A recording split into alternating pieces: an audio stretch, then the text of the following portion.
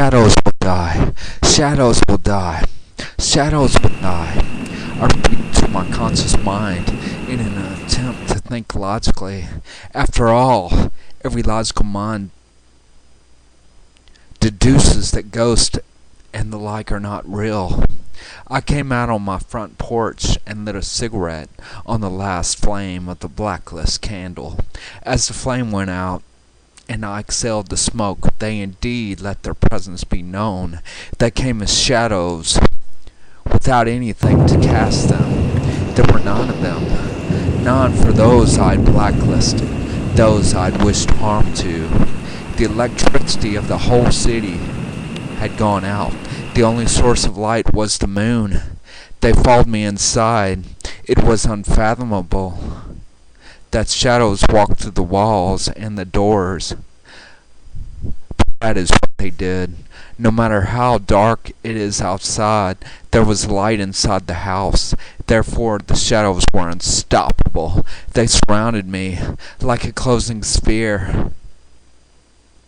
I suppose at this point, when you're about to die, you see flashbacks of your whole life, not me.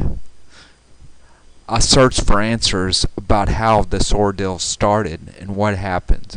My own logics were to explore the scenes for clues to stop this. About a month ago, on Bell Street in Memphis, Tennessee, within seeing distance of the outsides of B.B. King's joint, there was a store. It was called Mojo Magic or something like that. As I entered the store, the back wall caught my attention. It was decorated with celebrity photographs that were personally autographed and were for sale. One is of Stevie Ray Vaughan. He's the first that I heard of who used to play his guitar until he had to glue his fingertips together with super glue. Then he'd play some more. Then there were cabinets that had relics, candles, herbs, incense, and instrumental New Age CDs inside them. Toward the left, enclosed in a cubicle, were Celtic decorated skulls and Jesus prayer candles. This was also where the 8-inch high cylinder glass encased black candle decorated with skeletons, interpretations of hell, and a list of 9 blank lines with directions inscribed in Old English of how to get even with your adversaries can be found. It had cost, coincidentally I should hope, $6.66. Of course, I didn't notice the entities coming by way of a fierce thunderstorm. Lightning even struck transformers and left Memphis in a blackout briefly. I didn't take time to notice the deafening approach of death. This was when the wicked spirits of the candle gathered in a mass entity and waited at the gates of their dimension. I didn't notice how strange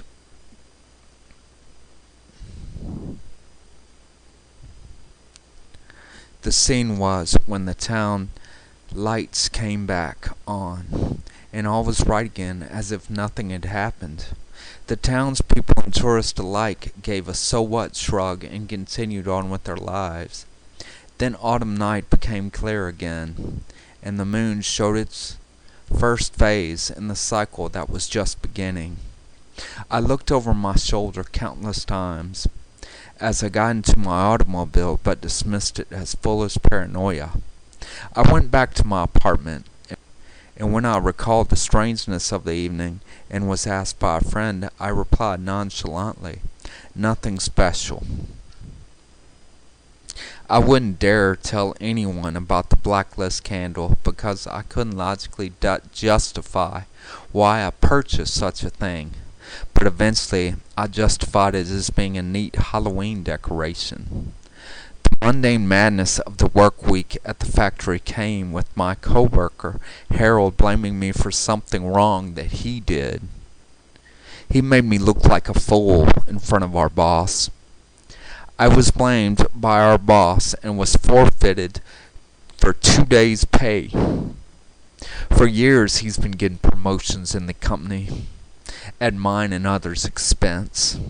I told myself I didn't deserve that. I knew I was better than him. All I needed was a chance. He was standing in my way. The words, "get what is rightfully yours," were haunting my conscious mind. I'd love for Harold to get out of my way. After work, I drove all the way to my rat hole of an apartment cussing him. I got upset, so upset that my face turned red. Then I felt something or someone behind me. I ignored the paranoia as I drank that bittersweet red wine with my leftover meatloaf. That damn candle in the corner of the room seemed to call at me. The off-white face of the biggest skull on the candle strangely changed with the shade of darkness, and its hollow eyes lit up with golden rays.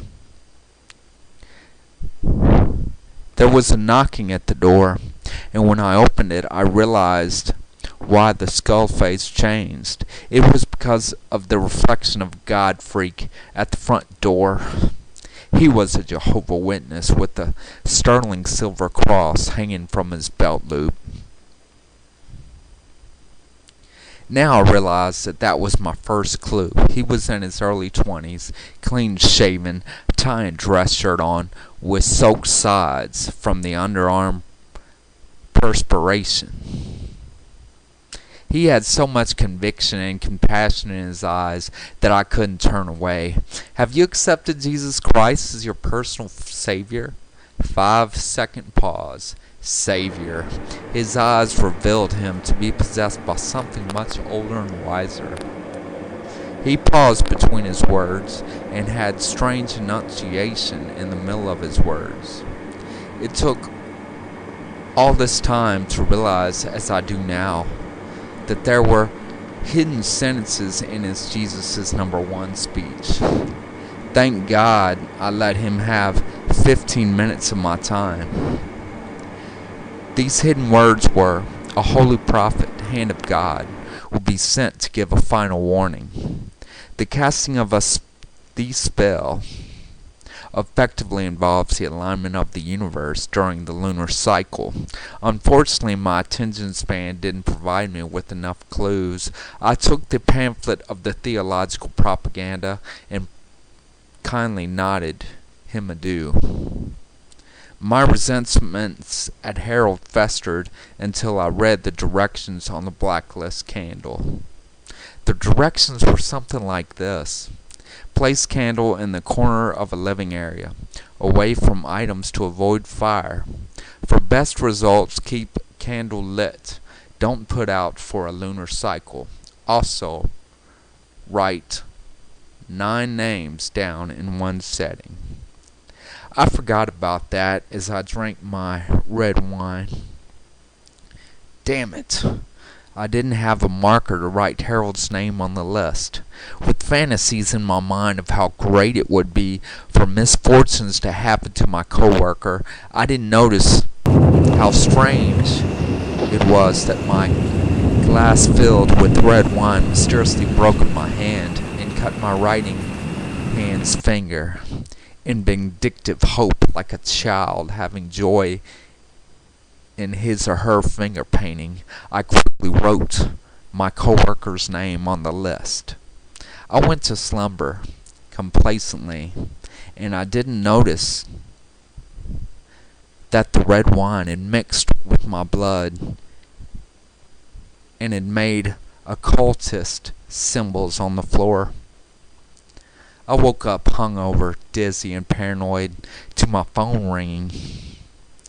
It was strange in that I felt the same paranoia that I felt in Memphis. I was informed by my sister that a close relative had previously died of internal bleeding.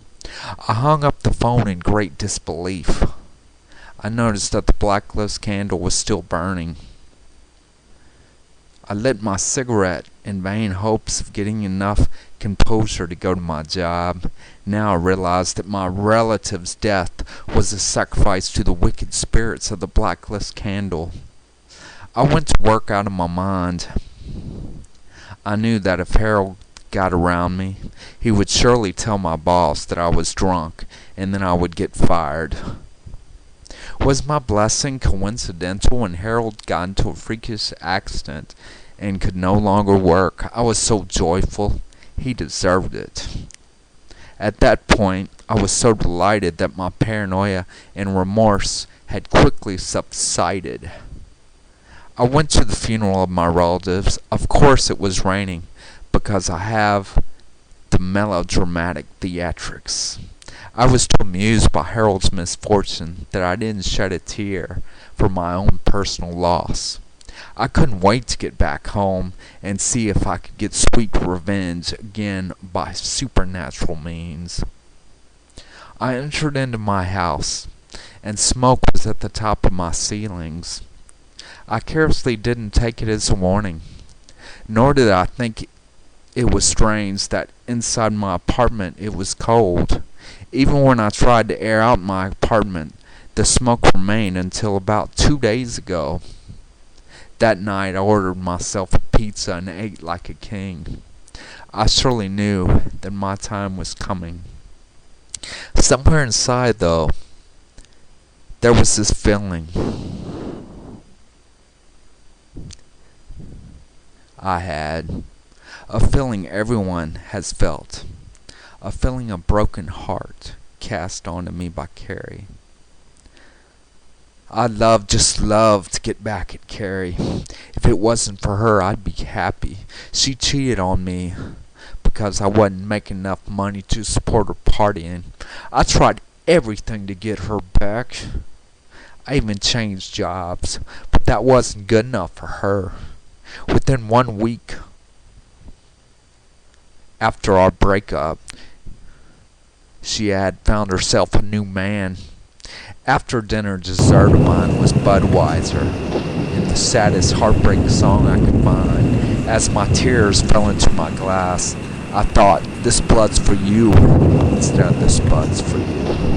As I reopened the scab on my finger and wrote my ex-lover's name on the second line, the next morning I felt strangely rejuvenated and ready to go to my job. Just like I knew it would happen, somewhere in God's green and beautiful world, there was a loving couple holding hands. They were enjoying the sun. They pranced along like kids and laughed gleefully while sharing of how much they loved each other. As they made their way to the swimming hole, Lover's Lake was what many of the town called it, and for decades lovers had been swimming out there without worry, without care, without danger. But on this day, the female lover jumped off of a 5-feet-high piece of land into the water and was impaled in her genitalia by an unseen stick. It impaled Carrie. Pieces of her flesh are said to still be there in the lake. The jagged edges of the stick were so sharp that it was as if someone had violently stuck a knife in and let out their perverse fantasy. Sure enough, the media many times will saturate any evidence of freakish, unfortunate events. That was exactly what I saw, brought by CNN News.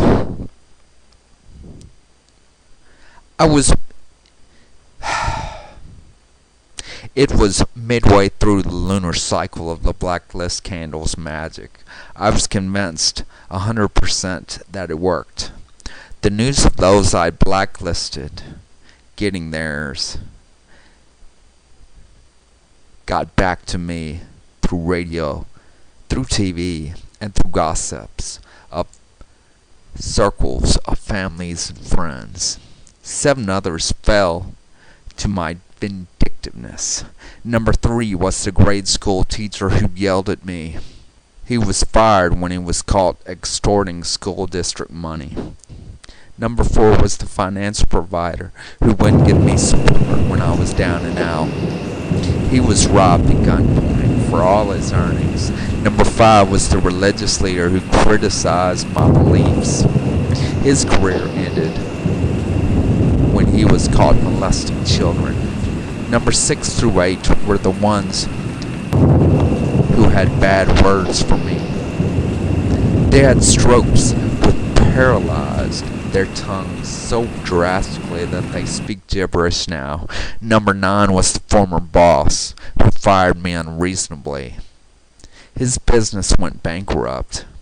It didn't take long after that for me to feel a group of shadows following me everywhere, every place I went.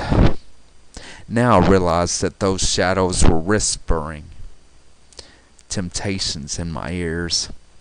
These whispers came in the form of blackbirds chirping, winds howling, and floors creaking.